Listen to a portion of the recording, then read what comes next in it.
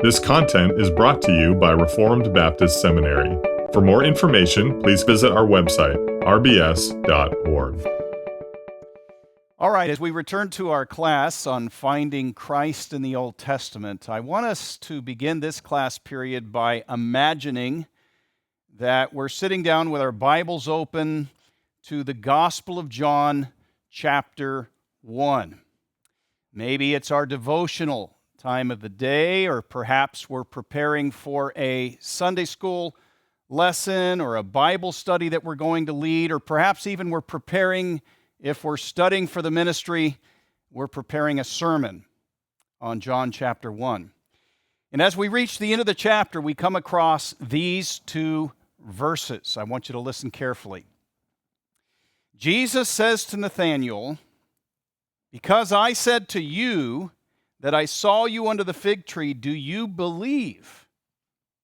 You will see greater things than these."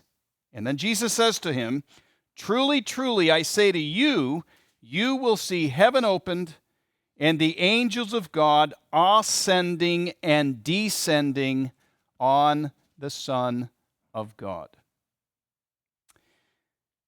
What a strange and enigmatic statement. Truly, truly, he says to Nathanael, you're going to see the heavens opened, you're going to see the angels of God ascending and then descending on the Son of Man. What in the world is Jesus saying? Well, depending on what English version of the Bible you're using, that version may format those verses in a way that indicates this is a quotation or an allusion to an Old Testament passage. If it doesn't format it that way, then perhaps you've got a cross-reference. And that cross-reference tells you that this passage is taken from Genesis chapter 28. And so, with that in view, I want to invite you to take your copies of the Bible and turn to Genesis chapter 28.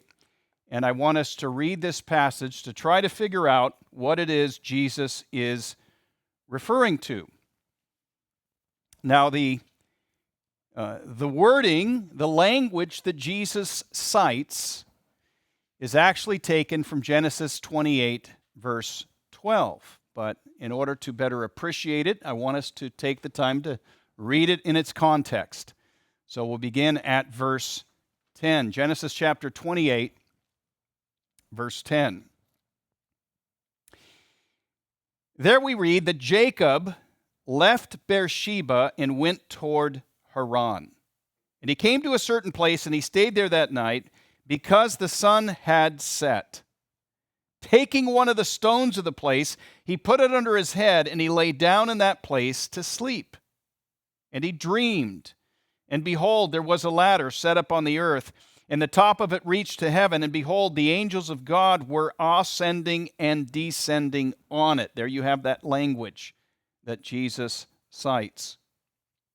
Then it goes on to say, verse 13, and behold, the Lord stood above it, and he said, I am the Lord, the God of Abraham, your father, and the God of Isaac. The land on which you lie I will give to you and to your offspring.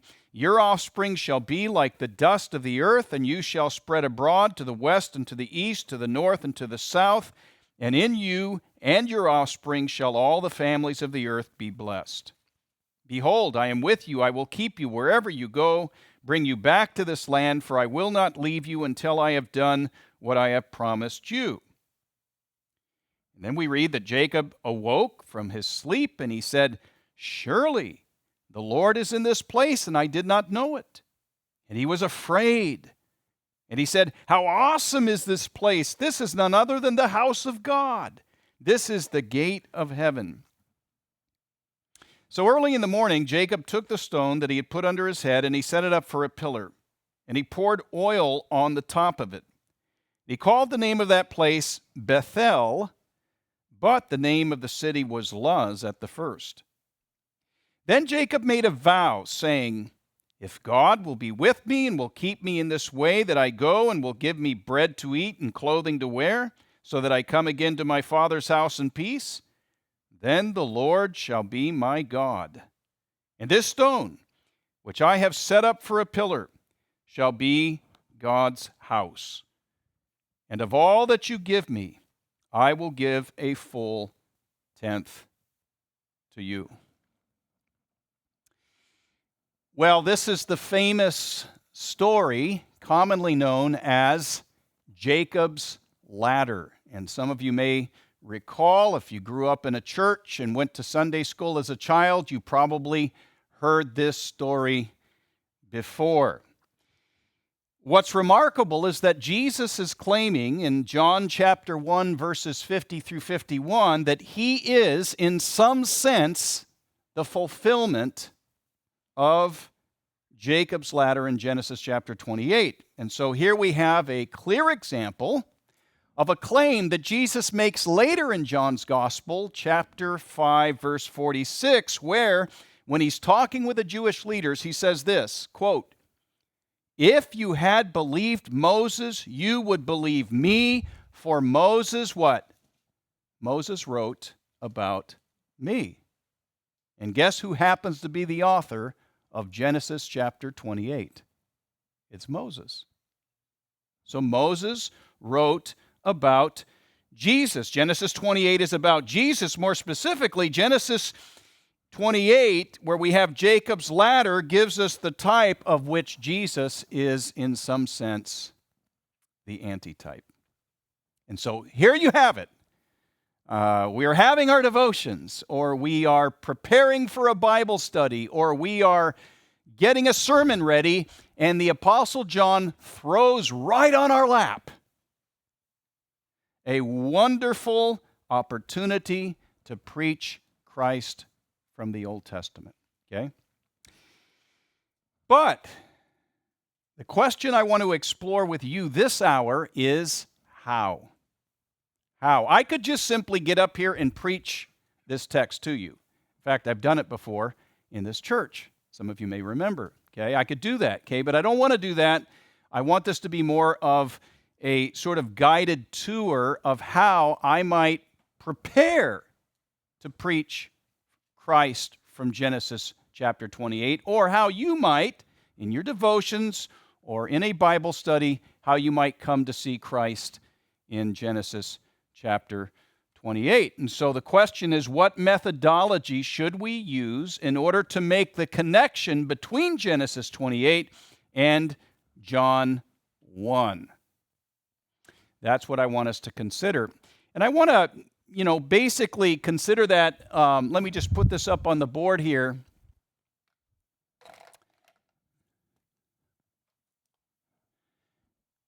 I want to consider two approaches, okay? And the first one, I'm not going to recommend. The second one, I am going to recommend, okay? The first one, I'm calling the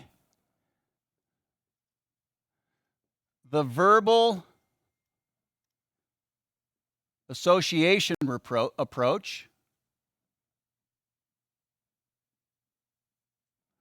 And then the second one, I'm going to call the organic,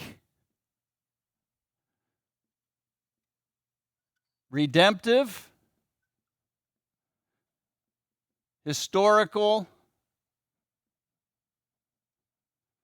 approach.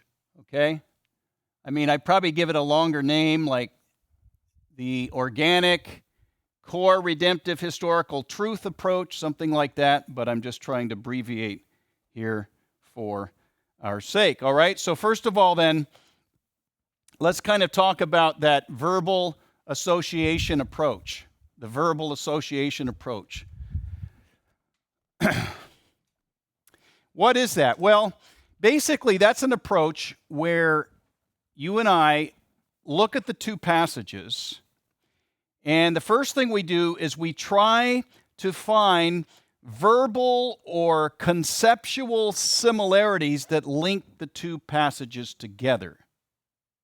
Okay, it might be a word, it might be a phrase, it might be an image or a concept. And then what we try to do is we try to distill from the similar terminology or concepts one or more gospel truths. Okay? Let me try to illustrate that by looking at Genesis chapter 28. Okay? As you look at this passage, what are the verbal links? What are the conceptual links? Think about what Jesus says. Truly, truly, you're going to see heaven open. You're going to see the angels of God ascending and descending on the Son of Man. So what connections can you make with Genesis chapter 28? In both passages, you have what? Angels, okay? So you've got angels of God ascending and descending. There's another link.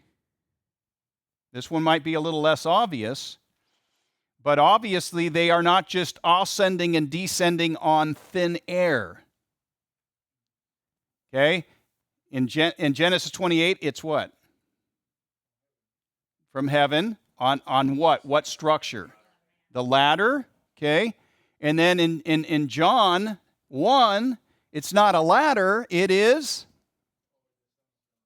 Jesus, okay? The Son of Man or the Son of God. So basically you have, those links. And so now once I have the verbal or conceptual links, I have to try to distill gospel truth.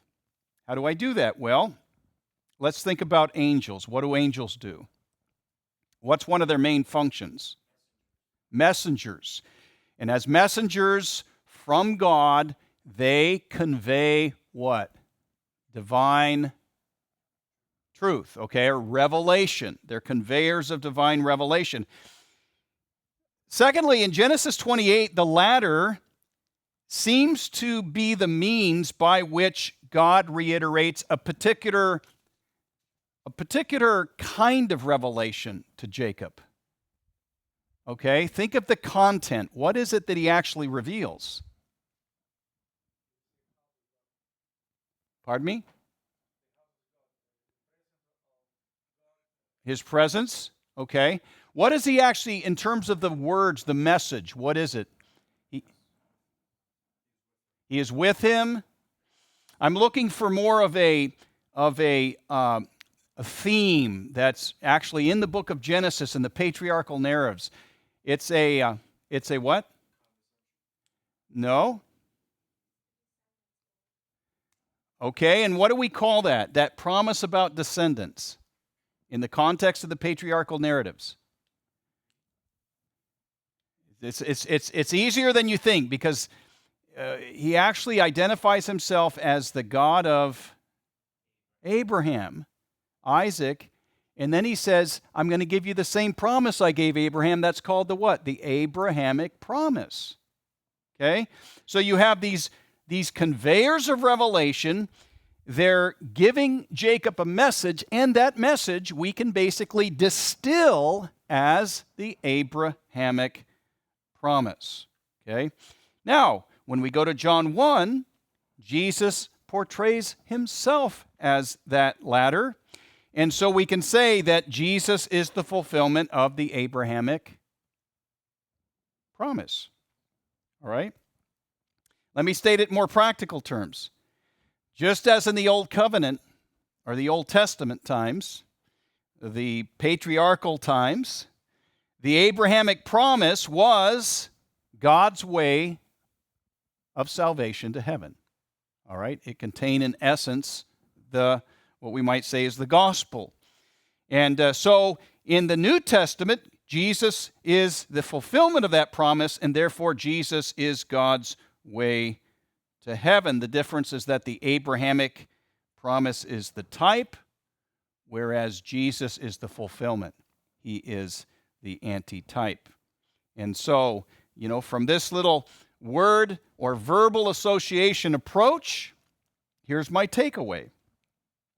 Jesus Christ himself is God's ultimate redemptive revelation. All right? Now, That's probably not a really popular way to say that if I'm preaching it here. So I would probably maybe tweak it and say something like this: Jesus is the way to heaven. All right, that might be the title of my sermon. Jesus is the way to heaven. In fact, I could even go into John's gospel a little bit later, where he records Jesus saying something like this: I am the way, the truth, the life. Nobody gets to the Father except through me. So just as Jacob's ladder was, as it were, the way to God, so Jesus himself is the fulfillment of that ladder. He is the way to God. Okay? So that's what this approach here, that's what the verbal association approach yields. And I would say it's not bad. It kind of roughly gets me where I want to go in terms of preaching Christ from Genesis chapter 28, but I don't want to recommend it. Okay, I think it's too superficial. It's too shallow, all right? In fact, if you remember from last time, or maybe it was a couple of class periods ago, we talked about Jesus' interaction with Nicodemus, where he says to Nicodemus at one point, just as Moses lifted up the bronze serpent in the wilderness, so must the Son of Man be lifted up, that whosoever believes on him might not perish. Okay? And some people will basically make a verbal connection and say, well, here, when we're talking about Numbers 21, it says Moses lifted up the serpent. And over here, Jesus says, so must the Son be lifted up. And so the common theme is the lifting up. You know, lifting up of the Savior, the cross of the Savior. And that's about as far as it goes. All right? They don't really dig deeper. They don't really find what I would call the organic connection. The organic connection. And this is the approach that I want us to take with Genesis chapter 28. Okay? Really with any Old Testament passages where we're trying to find Jesus Christ, okay? Let me just turn this off again. So, all right, so let's take this, what I would call the organic, core, redemptive, historical truth approach. How do we do that? Two things. Number one, study the Old Testament passage in its context. All right? Now already you're kind of saying, oh man, I already spent enough time reading John 1, and I was just coming to the end, and now you're telling me that I have to go to Genesis 28 and spend a lot of time there? And the answer is yeah. Yeah, if you really want to do a good job of understanding and seeing Christ in the Old Testament, and if you're somebody who's preparing to teach it, you have to spend time. You have to really try to, examine, exegete, look up commentaries and look up lexicons, words, try to understand the language of the text, and so on. And so, at this stage here, what you're going to be doing is really trying to study the passage carefully, and this is the hard part, you're going to try to keep John 1 off to the side. Okay? You don't want to be distracted with John 1. You want to just study Genesis chapter 28. And as you're studying it, here's what you want to do secondly. You want to reflect on what are the core redemptive truths in the text and how do they find their fulfillment in the person and work of Jesus Christ. Okay? And that's what we're going to do in the remainder of this hour. Okay? And so, what I want to do is I want to basically walk you through this text in Genesis 28. Okay? And we're going to look at 10 through 22. All right, now if you just look and see how it's formatted in your Bibles, you'll see that there are three main sections. You got 10 through 11, and I'm going to initially call this Jacob on the run. Why did I call it Jacob on the run? Well, if you looked at the previous context, what's he doing? Okay, he's running from Esau. Okay, now he's also, the cover is that he's, going to look for a wife in Haran, but Esau's trying to kill him, so he's on the run. Then in verses 12 through 15, you have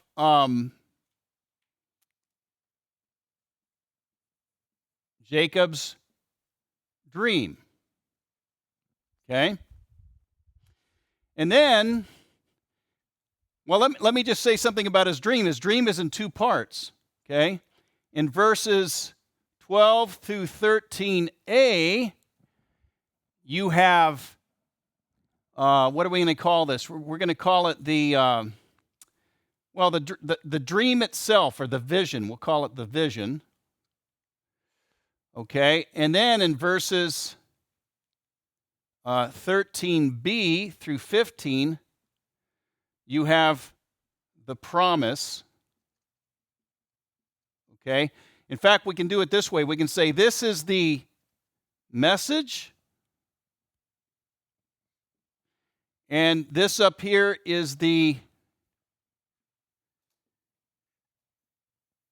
medium by which the message is conveyed. It's conveyed in this dream. And then, in verses 16 through 22, what is it that we have? Jacob's what? What's he do? It's his response. Okay? So that's how I would kind of begin. Again, this is not my sermon outline, but this is just how I might, in a sort of giving a working draft of an outline, so I can kind of see the structure of the passage. Okay? So let's kind of consider each of these in turn. Should I leave that up there? I guess I can leave that up there. Yeah, I'll just leave it up there. Okay? All right, let's talk about, first of all, verses 10 through 11. Jacob on the run. Okay? We read in verse 10, Jacob leaves Beersheba. He goes toward Haran. He comes to a certain place. He stays there that night because the sun had set. Taking one of the stones of the place, he puts it under his head. He lays down in the place in order to go to sleep. Now, having read those verses, I want to step back and I want to ask the question, what is Moses trying to communicate to me, the reader? And as I reflect on it, I would say that he's trying to communicate at least two things. Okay? The first thing he's trying to communicate, this might be a little bit hard for you to see in your English Bible, but he's communicating the idea of God's providence at work behind the scenes. God's providence at work behind the scenes. Why do I say that? Well, again, it's hard because most English versions don't bring this out very well. But it just so happens that the verb in Hebrew translated, he came to a certain place, that terminology is used to refer to things that happen by chance. In fact, you could translate it, he happened upon a certain place. It's kind of like the idea you would use if you went to the grocery store and you just bumped into an old high school classmate. You didn't plan on it. It's not like the two of you called and said, let's meet there. You just randomly bumped into them. Well, that's kind of the idea here. He just happens on this place. He didn't plan to go there. This wasn't part of his itinerary. All right? But even though this is sort of random from Jacob's point of view, it's not random from God's point of view. Jacob may initially have thought about this place as, sort of an accident, whereas for God, this was part of his providence. All right? In fact, we could even put it this way. If I were preaching it, I would say Jacob didn't make reservations, but somebody else did. Okay? And I think that that's important because each of us can identify with the fact that that's how God deals with us. As we think about the times where God met with us, he was kind of setting the stage, so to speak. He was arranging circumstances such that we had this meeting with him. Now, the second thing we see in this little passage here, this little section, and I think this is something you should be able to see for yourself, even with your English version, is that Jacob is in a very weak and vulnerable place. He's in what we might call a hard place. Okay? You notice that, what was it that he used for a pillow? A stone. Now, there are people that actually say, there's commentators I've seen that actually say that the stone represents Jesus. And just like we're supposed to rest, put our faith in Jesus, Jacob is resting his head on the rock, and that kind of symbolizes trusting in Jesus. Again, I think that's a poor way to try to find Christ in the Old Testament. If that rock symbolizes anything, it symbolizes that Jacob is in a very uncomfortable situation right now. All right, I know that I can't even sleep very well with the memory foam. If I had a rock under my head, I'd have real problems. Okay. Now, what might be causing Jacob to be in such a difficult situation? And by the way, if you're unsure of that, you can read later on in Genesis chapter 35, verse 3, where Jacob actually speaks of this event as, quote, the day of his distress. So this is a hard time for him. He's not a happy camper. He's not whistling Dixie. All right? He's afraid. Why would he be afraid? Because his brother wants to kill him. All right? What else might be bothering Jacob at this time? His conscience. His conscience. What did he do wrong? Yeah, he's had a track record of deceit, and the last thing he did was to trick his father Isaac. Okay? And so, you probably heard the saying that religion is for weak people who need a crutch. You ever heard that before? Well, there's a sense in which that's absolutely true. Religion is for weak people, people who feel needy. And so, what we can say is that, God is preparing Jacob for receiving this revelation by helping him feel his weakness, his need, his vulnerability. Okay? All right, so at this point, I might change the title a little bit here if I was trying to come up with, better headings. God sets the stage, something like that. And I might also make a note that this would be a great place for some application. Okay? Again, I would remind my audience of how God set the stage for each of us. We can think of all of the circumstances that at the time seemed very random for us. I just happened to bump into that born-again Christian, And he started to witness to me. I didn't plan on it that day, but it just happened. And yet we look back and we say, well, God was orchestrating all of that. I might also say to my audience that they should pray for their family members and friends that God would help them feel their need of Him. You remember the old hymn, Come Ye Sinners Poor and Needy. Stanza 3. Let not conscience make you linger, nor of fitness fondly dream. All the fitness He requires is to feel your need of Him.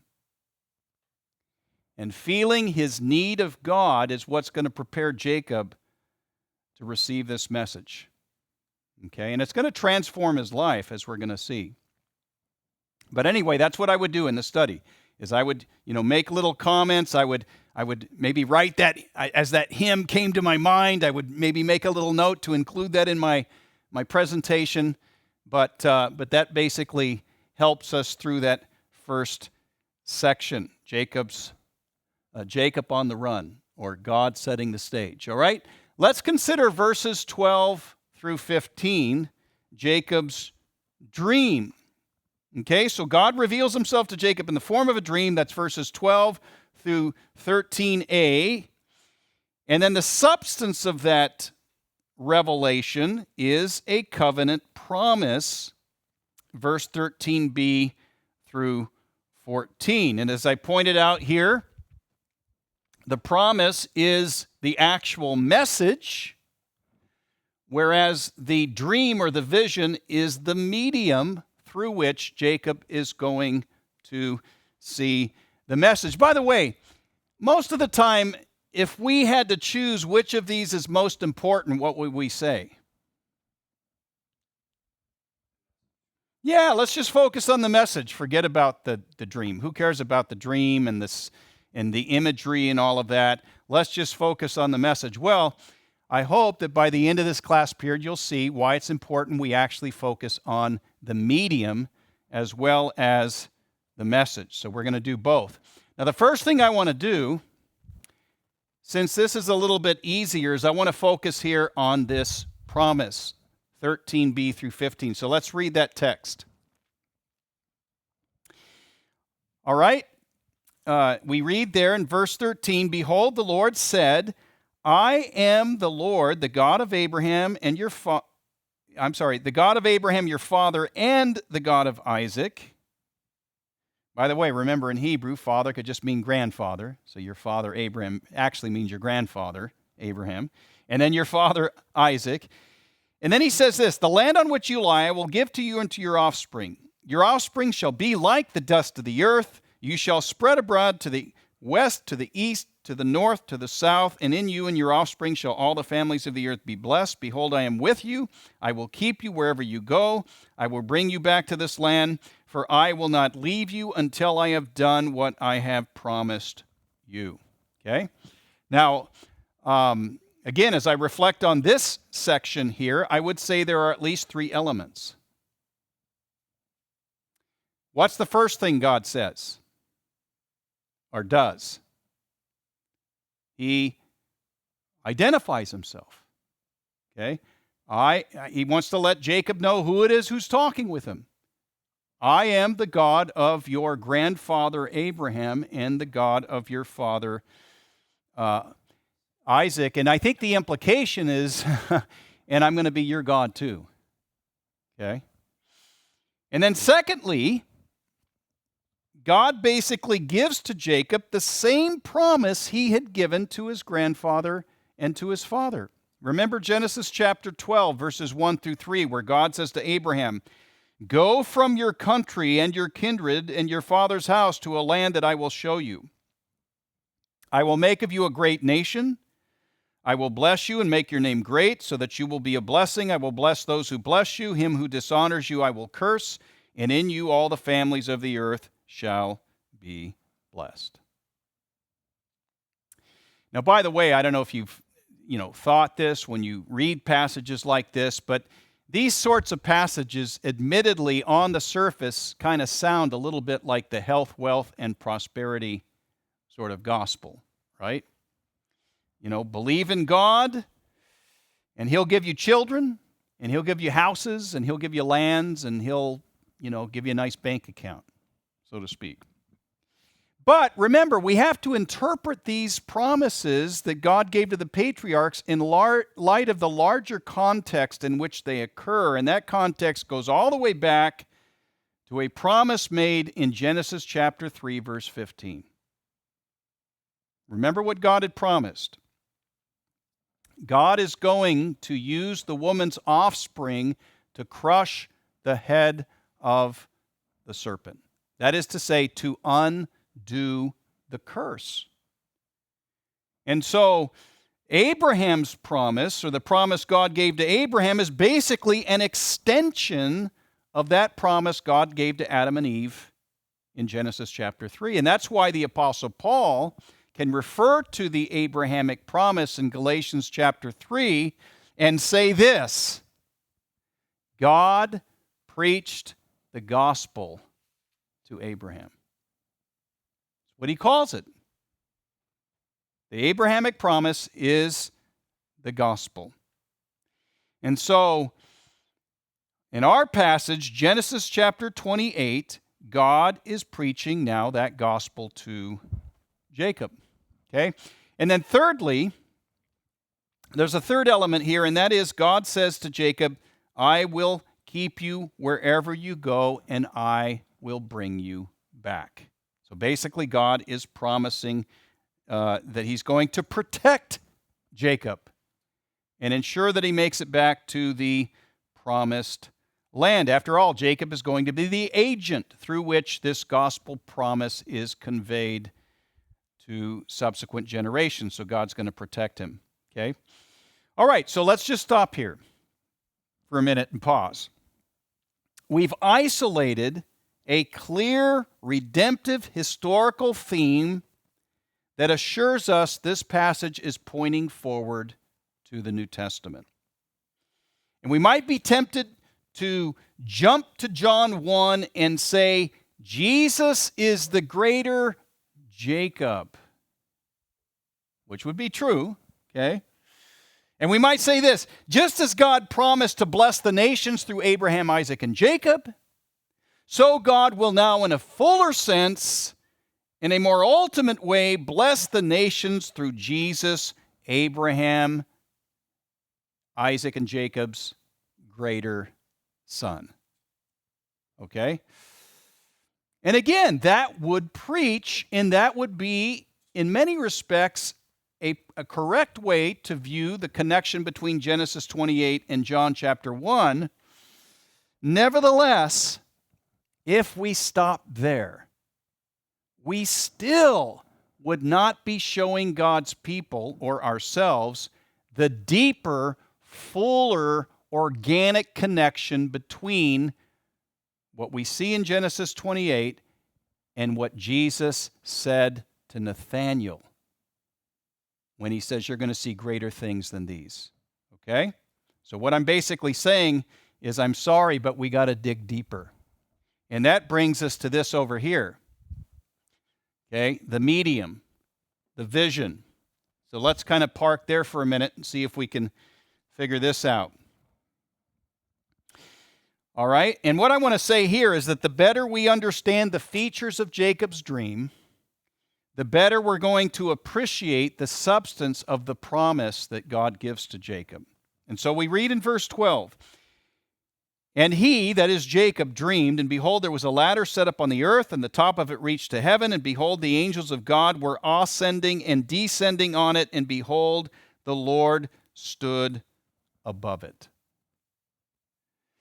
Now just think about that for a minute. I mean, we read the text and it we've heard it so many times that it probably just kind of,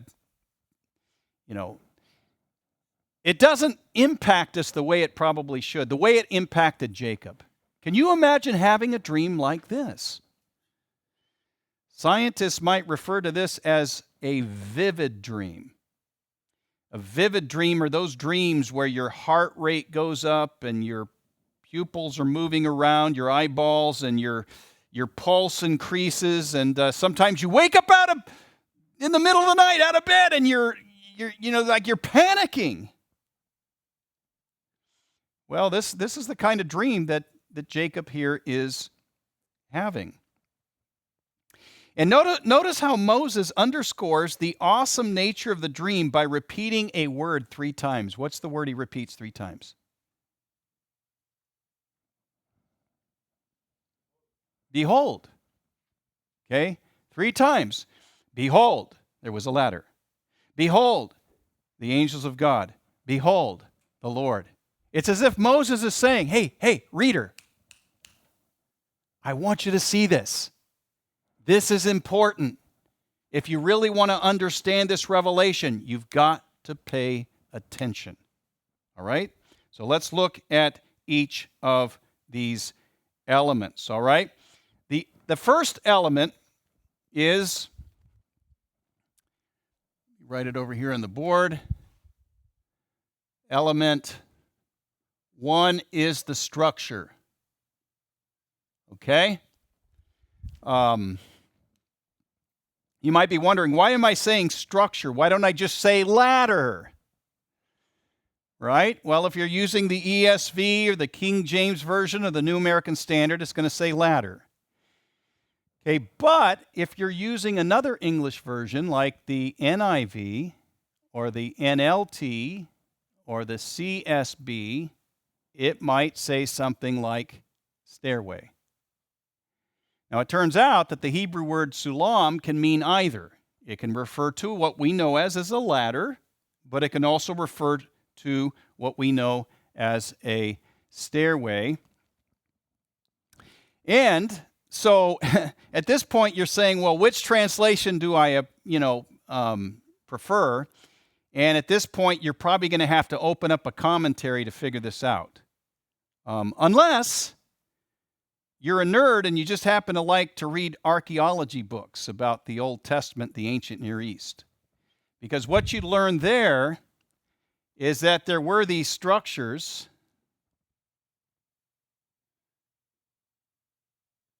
called ziggurats. Okay, and these structures had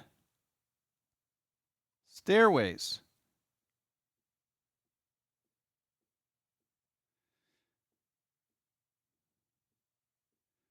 All right? And then at the top of the structure, there would be this, something like a little temple. And that temple would be where the God resides. Okay? Now, right now, by the way, when I do this, does that make you think about anything you've read already in the book of Genesis when I talk about this ziggurat structure? Okay? Babel. Okay, so that's in Genesis 11, Babel. Wow. Okay, so I'm reading John chapter 1, and I find this connection to Genesis 28. Now I'm reading Genesis 28, and I find this connection to the Tower of Babel. The Tower of Babel. Now, as we're going to see, Genesis 28 is God's response to the Tower of Babel. Okay, and I think we'll see that more clearly as we kind of tease this out. But why? What reasons do I have for encouraging you to understand the structure not as a ladder, but as a stairway on the side of a big ziggurat pyramid that reaches all the way to heaven? Well, let me give you some arguments for this, okay? Are you ready? And again, if you have some good commentaries, this is what you'll find in some of the commentaries. Not all the commentaries really develop this very well. You really have to dig for them that get into this, but let me try to give you some good reasons. In Genesis 11:4, the builders say, "Let us build ourselves a city and a tower," here it is, "with its top in the heavens." According to our text, verse 12, the top of this structure that Jacob sees reached to heaven. So already you've got that conceptual, verbal sort of link or parallel. Secondly, in verse 17, Jacob interprets the dream as a divine visitation. He calls the place Bethel, which means house of God. Beth is house, El is God.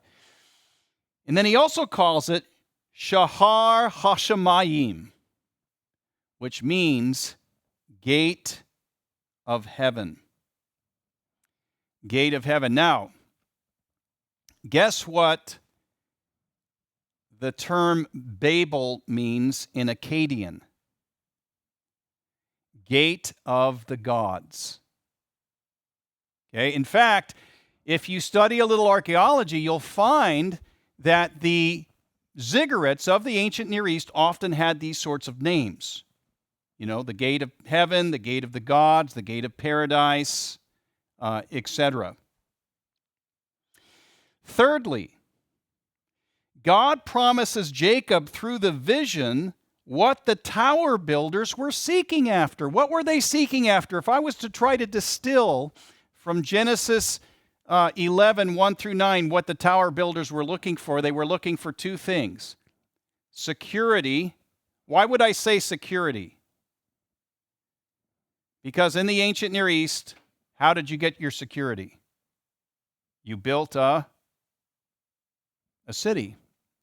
Now, you and I, in our day, we don't think of cities as necessarily giving you security, but in the ancient Near East, guess what the cities had? Walls. Okay? So they wanted to have security. They built a city with walls, but then also they wanted to have significance. Let us make a tower with its top to the heaven, and let us do what? Let us make a name for ourselves. Okay? They wanted meaning. They wanted purpose.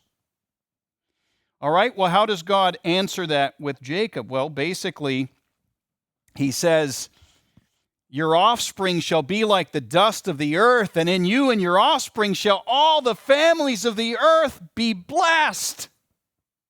What's that? That's meaning and significance.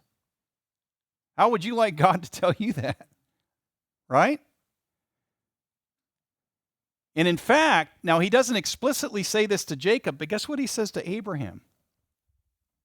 Not only this, but he says, and I will make your name great.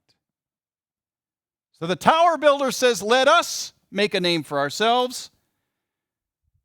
God says to Abraham, I'm going to make a name for you. And again, I'm really tempted at this point to jump ahead to the New Testament and talk about Philippians 2, where Jesus has a name above every name. Okay, but I got to hold off there. I'm going to just jot that passage down. I can't jump there too quick because, again, I'm trying to study this out. I don't want to get distracted. All right? And by the way, there's one more argument.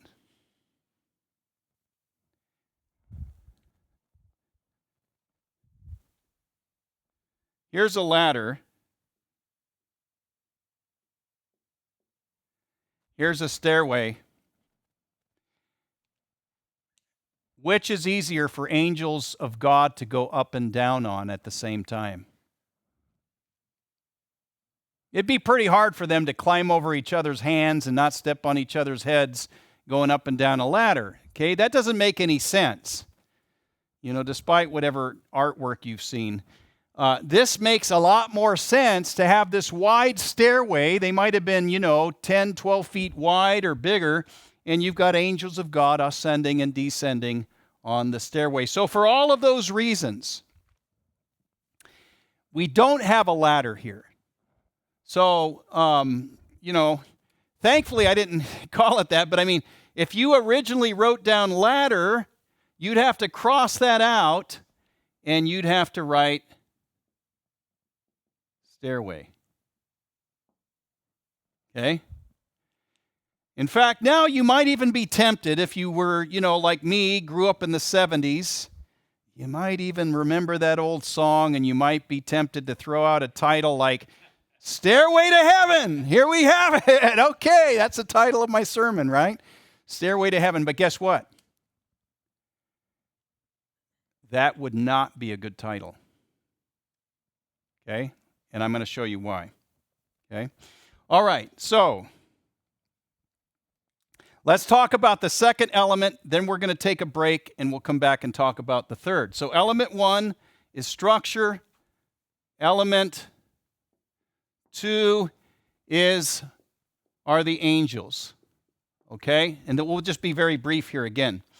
Earlier I asked you, what do angels do in the Bible? And you mentioned that they were messengers. And that actually highlights one thing they do. They're conveyors of revelation, but there are 2 other things they do.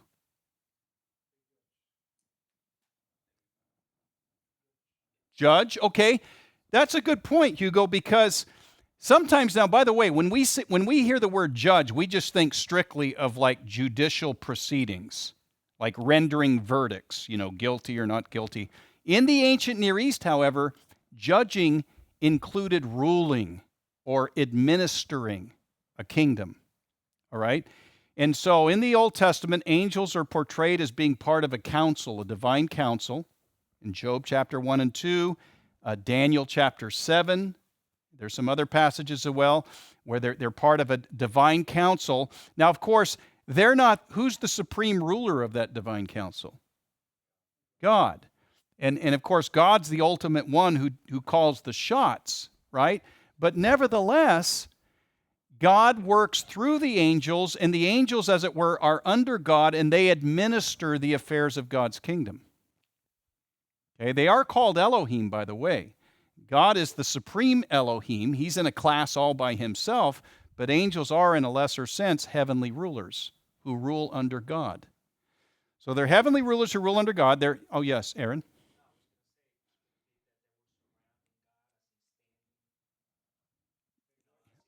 Okay, good. Okay, so you're thinking ahead. So this vision here of them going up and down, they are obviously here close to God, because as we're going to see, we don't want to jump ahead yet. That's the third element, the Lord. But there's one more thing that angels do. Well, they do worship. That's a good point. What do they do, though? What do they do for us? They minister to us. They care for us. They even protect us. Remember? The angels will bear you up if you dash your foot against a stone. And so, as we think about, their administrative role in the divine council, as we think about their revelatory role as messengers, and as we think about their ministering role as those who protect, which of those do you think maybe are more, we see more obviously here happening in our text?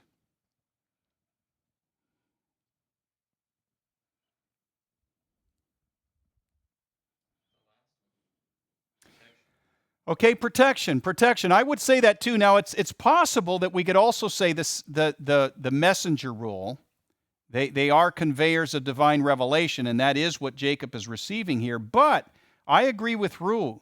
I really think that the protection element is really highlighted here, because what does God say in the message? He says, I'm going to protect you, and I'm going to bring you back to this place. And guess what happens in Genesis 35 when Jacob is about to enter back into the promised land? The angels of God, the angel of the Lord appears to him. Yep. Well, there's 2 passages. One in Genesis 35, it's the angels appear to him, plural.